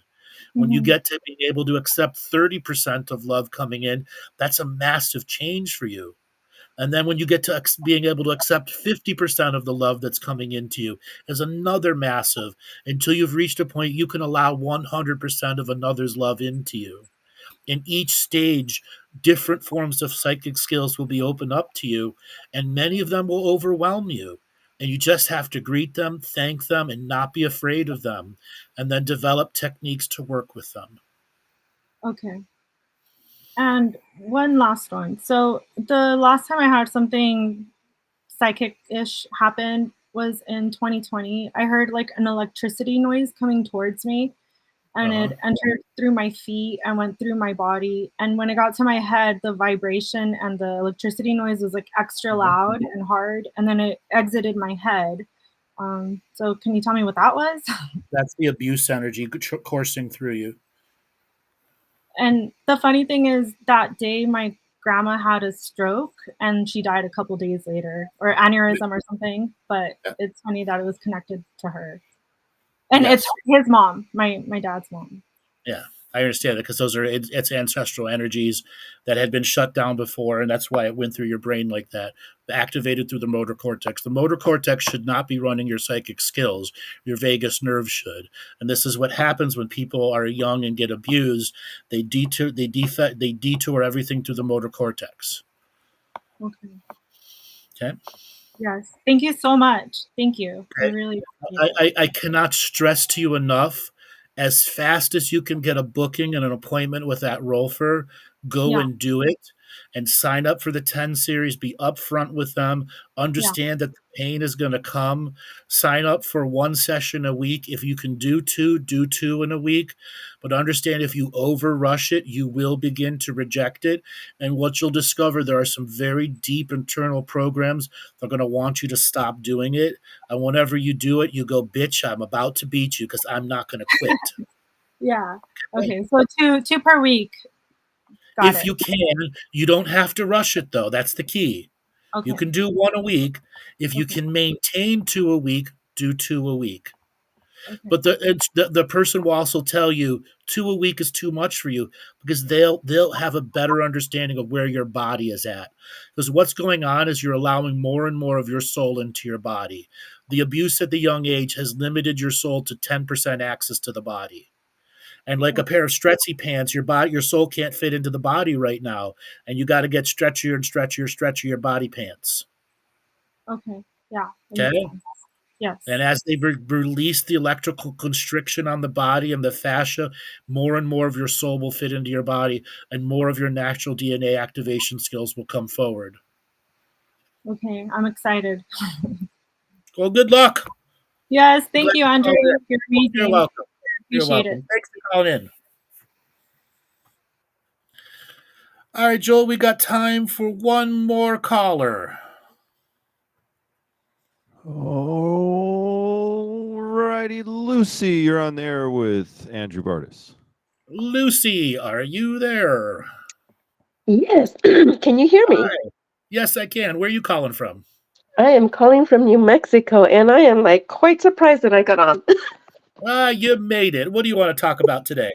First of all, I have a lot of questions, but I just wanted to acknowledge how much you've helped me through the revocations. I'm still learning, still going through my journey.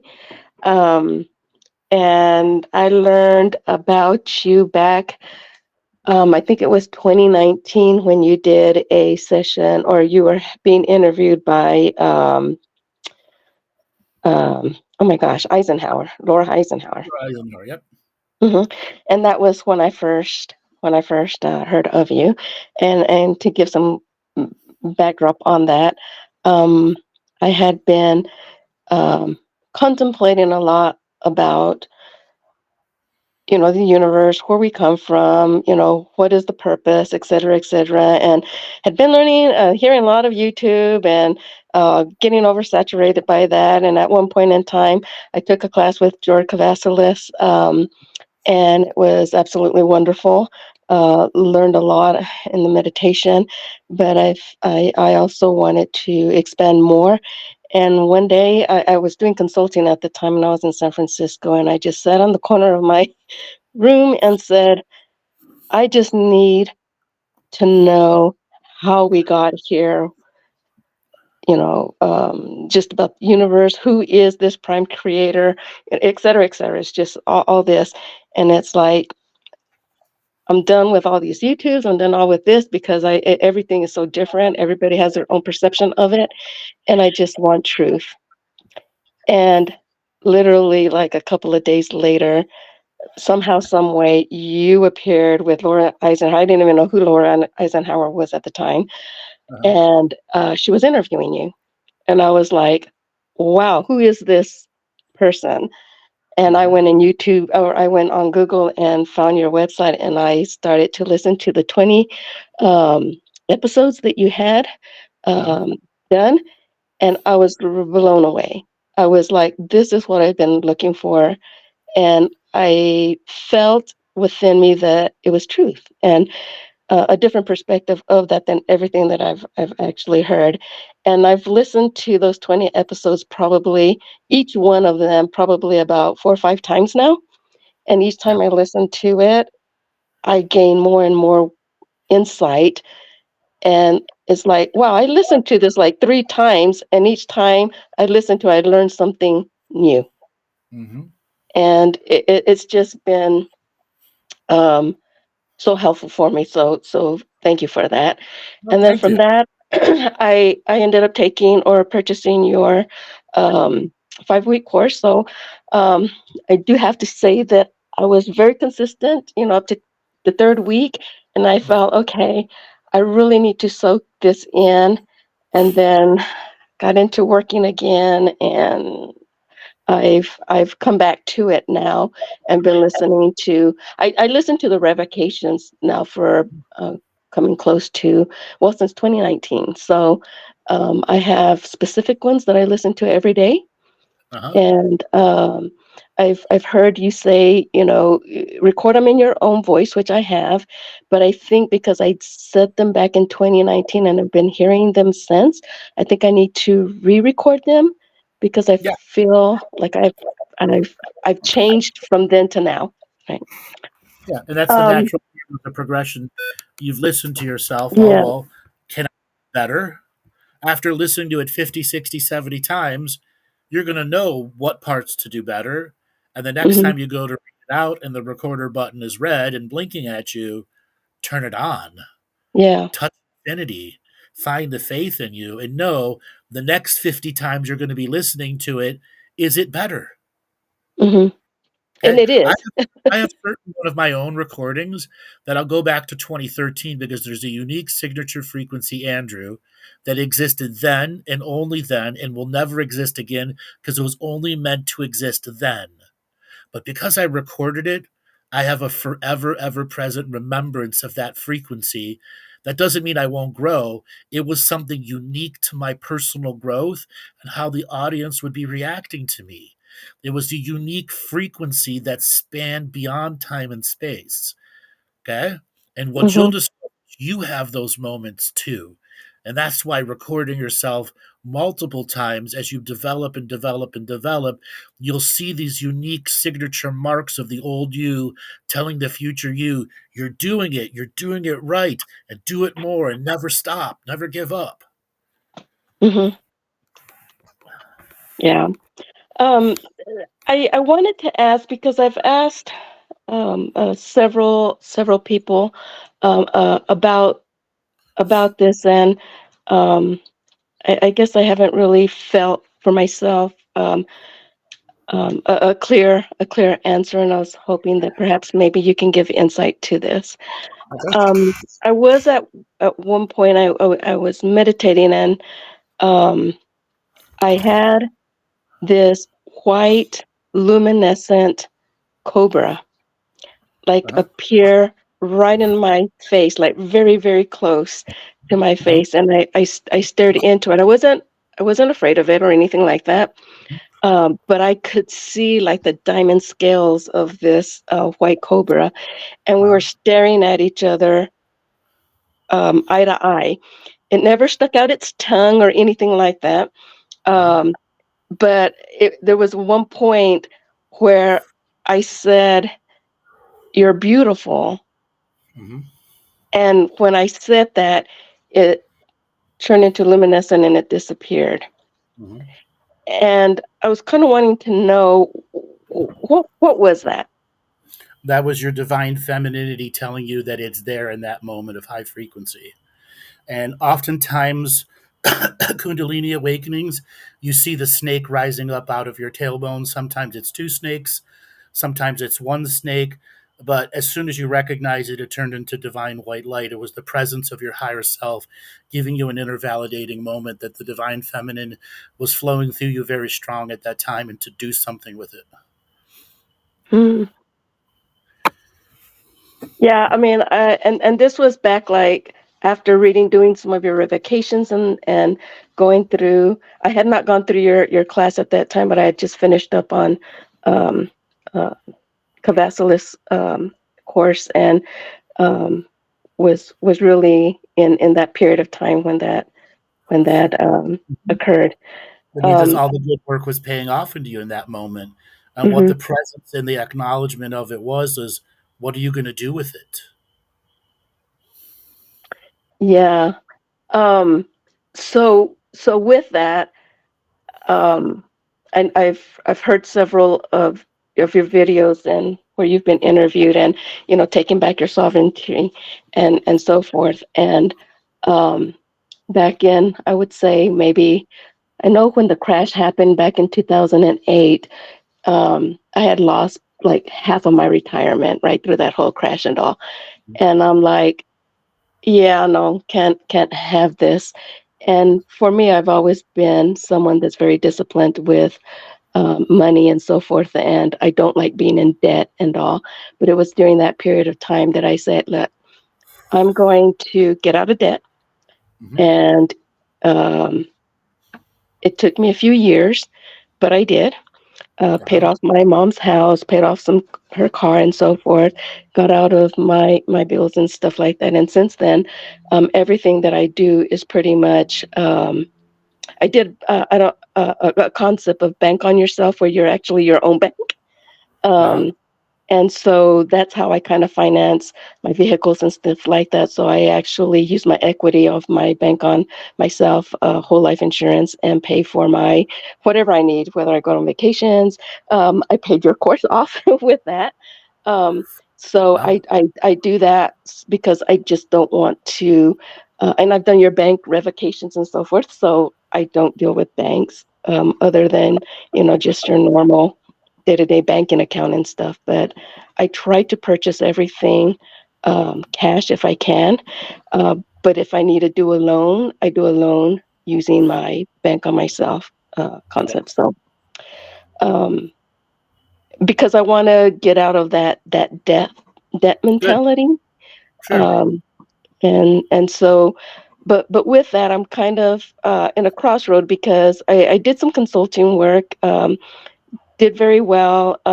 2019, when pandemic hit, it kind of slowed down because of the traveling restrictions and so forth. But at that period of time, I had just finished a project in California, and I needed a break. I didn't realize how mentally exhausted I was until I took that break.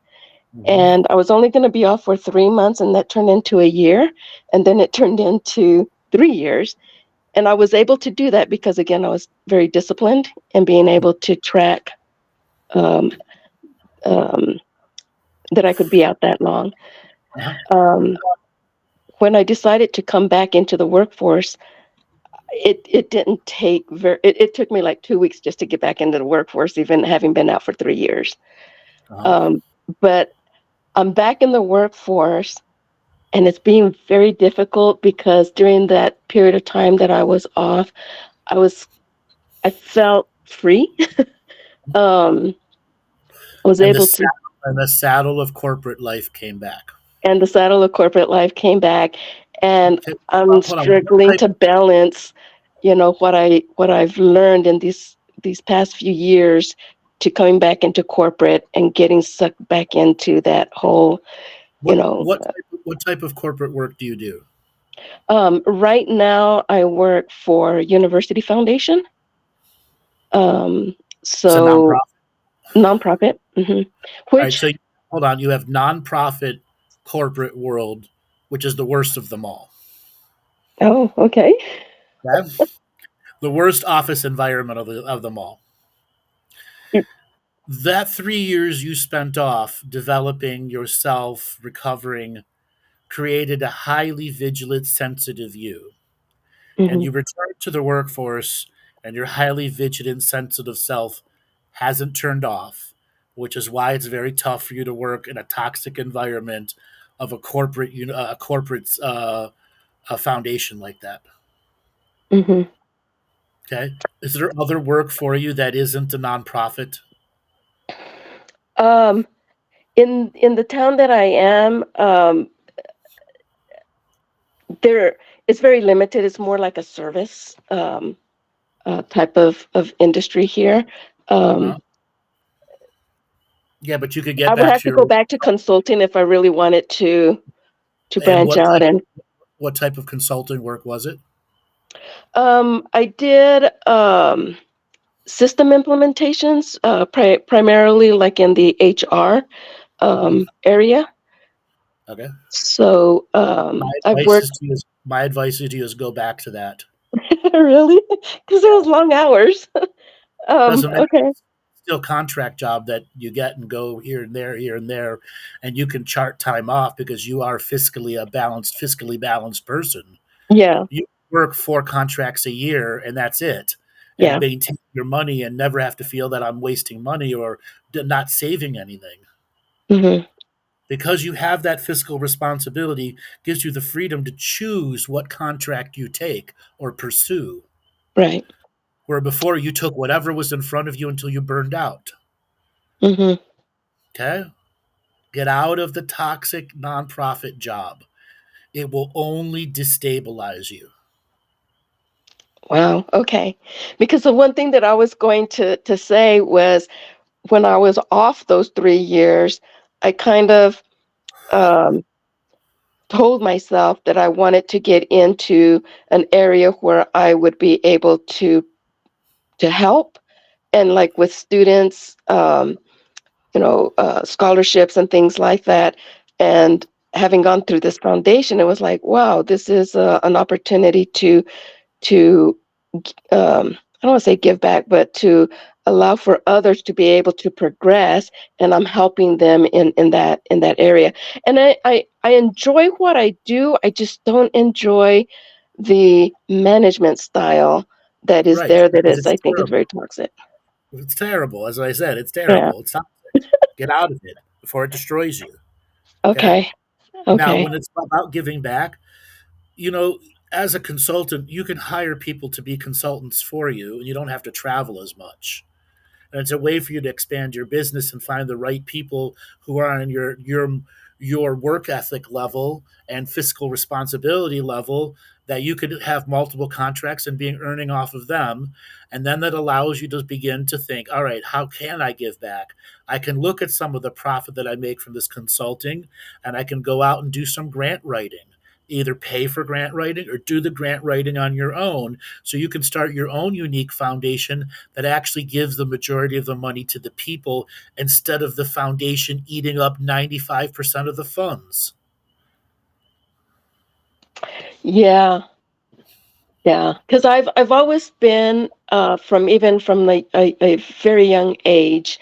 Um, Charitable. So when I've had these contracts and so forth, I always gave back. At some point, I was giving, up to like 15 charities. I cut that way back down when I took the 3 years Start your off own. and remained with like two. Okay? I sponsor aging families in Philippines and Colombia.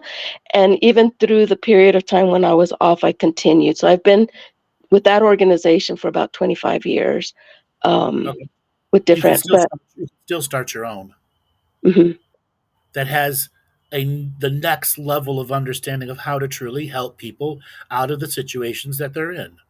mhm, You're the one that's going to write the rules, the rules, policies, and procedures books for it.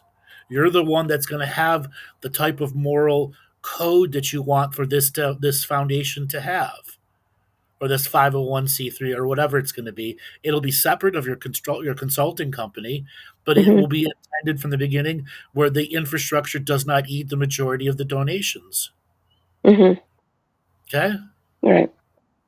And if Okay. you work with grant writers, there's so much free money out there for grant writing for people that are in whatever situation they're in. You just got to find the right grant that fits what you're looking for. Yeah. Okay. Okay? Think about hiring multiple people to be in your consulting company. So you don't have to travel all the time, and you can make money off of the contracts that they succeed because you're the one getting them the contracts. You earn a percentage off of it. Right. Okay? One of I hear you, and I hear, don't limit yourself. And I was like, oh goodness, I'm ready to retire because it's like I want that time off, but I also Okay, have but to survive. So you could still be retired and manage people 12 hours a week Mhm. and grab 5 contracts a year so that the money's increasing and then it could feed into your 501c3. Okay? Yeah. There's a bigger way to see how you can skin the multidimensional cat in front of you. Mhm. Okay? Okay. Okay. And then one last question is, um, I have difficulty. I mean, even and maybe this is my own limitation and so forth, but even with all the revocations that I've been saying every day for the last since 2019, I wouldn't say that I'm perfect or an expert or do this, but I try to see every day as the now moment. Um, I get off track, but then I realize I get off track and I switch that over. And especially with being in the job now, it's kind of like one moment you're frustrated, and the next moment I'm contemplating, say, okay, don't get frustrated. It's not about you. Change that mindset and try to move forward.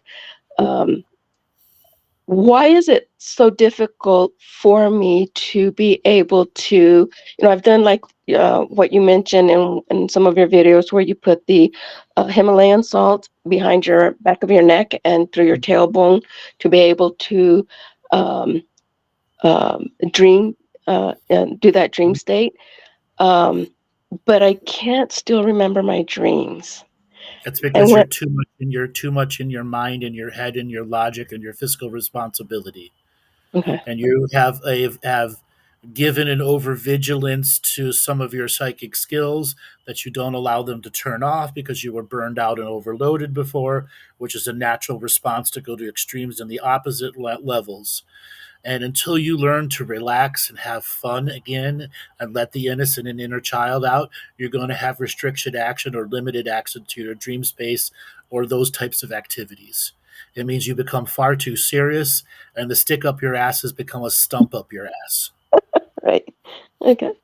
Yeah. Yeah. Okay? Because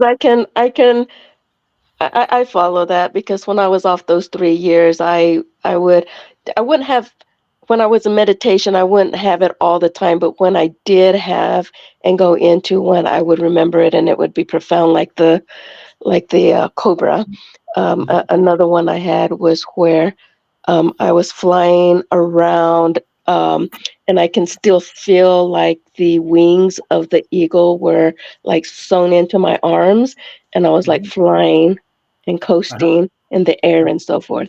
And I wanted to experience those experiences, and I haven't been able to do that. So, So here's the metaphor: the stump removal service has to begin. mhm. Okay? Okay, You don't have enough regular fun in your life. Spirituality has become far too serious of a development for you. okay. There's no innocent and inner child play. Okay, what do you do for fun that isn't spirituality? I know you've probably heard me say that 1,000 times in 1,000 shows. Yes, yes. What do you do? For me, well, lately it's all been about work and all, but for me, I love to travel. Um, I would travel to one new country every year until 2019 hit, but I'm doing that again. I'm starting that up again. The answer is nothing. Nothing. Once Okay. a year is not having fun. Right. I do. Again, it's. I like to hike in our Oregon mountains here in So you're now New telling Mexico. me walk in the parks are now what are your fun thing, even though you've heard me say 1,000 times, walks in the parks are still spiritual. It's not Oh, fun for yeah. fun's sake. Right. Oh, yeah. I get it. The Yeah. answer is you do Because I've nothing heard it for before. some fun. The answer is you do nothing. If your default answers are travel once a year and walks in the park, the answer is you have nothing you do for fun and joy's sake. The serious stick has become a stump. You have to break the seriousness in you. When you are able to break the serious stump in your ass and able to experience joy, happiness, and fun for joy, happiness, and fun's sake without a pre-planned or preordained plan of why you're having it, once that can happen in you, whole new realms of experience open up into you. You have limited your infinite potential with seriousness. And you Okay. must learn to play again. And I mean play, like an innocent and inner child. You must discover ways to go and have fun and don't let the serious stump stick in your ass take over and over serious the situation. Yeah, I get it because I've been a serious kid all my life. So Okay? Now is the time at your retirement age. You got to learn to have fun. Not once a year, and walks in the park don't count. Okay. Okay? All right. You need to find a hobby that repays you with bliss and joy for just the act of doing it. And when you have a default hobby you can go and do for the pleasure of just doing, it changes your infinite potentials from limited. So what can you do? That is going out and having fun where the serious stump in your ass doesn't take over.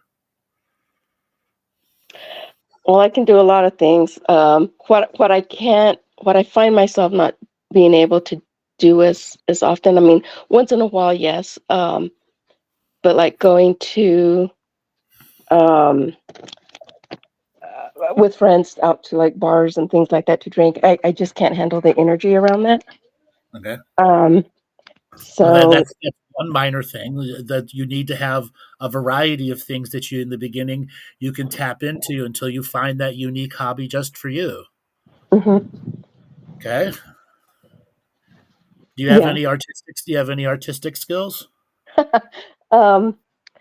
No, but sometimes I get in there and I write some things, a little bit of poetry that's just for my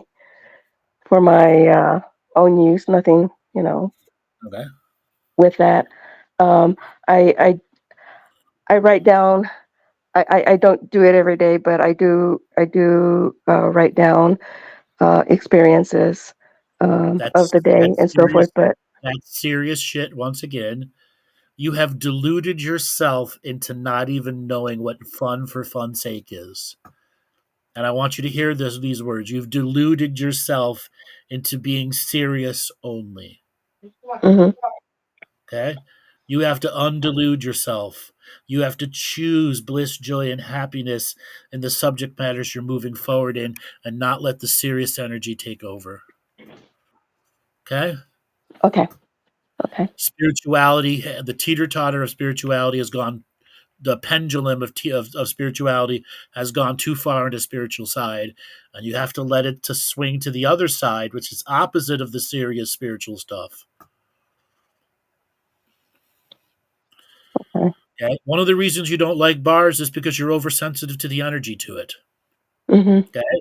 There are plenty of places you go that don't have bar energy. Go to a bowling club. Okay? Plenty of other things that you can do. You just won't do them because the serious person in you has taken over all of your options. Yeah. I'm a hermit, like you say in some of the other videos. Stop being a hermit.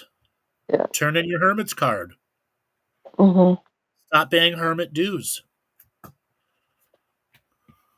Yeah. All right, darling, I got to let you go. Great for Thank you talking. so much. You're welcome. All right. Wow, Joe, another very, very special show. There's a lot of great teachers out there. A lot of people in the chat room saying, wow, you're talking directly to me. I saw that early in the chat room today. Really special for people that are out there that want to get started. We have our boot camp special going on. If you look at the QR code in the top left corner, you can scan it. That's for boot camp number 2. You could also get boot camp number 1. If you buy boot camp 1 and 2, you will get a special webinar with us, and that will help you go. This is all the basics in one place for you to get yourself started. Great way for you to learn the revocations, great way for you to get the journey going for yourself. Put yourself through the boot camp, get yourself committed and serious. Also, I'm open to having sessions. You go to my website, andrewbartzis.com, and we have an automated booking system for you now. All right, we will be back tomorrow for our normal Friday night game stream where I show people how to have fun once again without the serious energies overriding it as we go and kill digital things and have fun trolling other players in World of Warcraft. All right, Joel, take